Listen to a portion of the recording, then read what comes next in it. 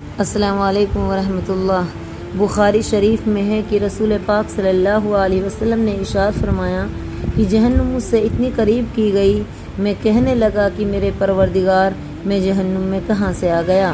اتنے میں نے ایک عورت کو دیکھا کہ اسے ایک بلی نوچ رہی تھی۔ وہ عورت درد سے چیخ رہی تھی، چلا رہی تھی، بہت زیادہ پریشان ہو رہی تھی۔ مجھے بتایا گیا کہ اس عورت نے ایک بلی پالی اور اس عورت نے اس بلی کو بہت زیادہ تڑپایا، نہ اس کے لیے اس نے کھانا دیا اور نہ پانی دیا۔ وہ بلی بھوک پیاس سے تڑپتی رہی اور آخر کار اس بلی نے تڑپ تڑپ کر اپنی جان دے دی۔ تو اسی لیے آج اس عورت کو یہ عذاب دیا جا رہا ہے۔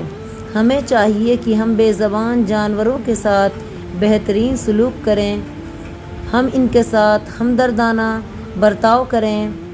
قیامت کے دن رب العالمین ان کے بارے میں ہم سے ضرور باز پرس کرے گا۔ حدیث میں آتا ہے کہ سینگ والی بکری سے بے سینگ والی بکری کا حساب دلوایا جائے گا، یعنی اگر سینگ والی بکری نے کسی بے سینگ کی بکری کو مارا تو اس کا بھی حساب ہوگا۔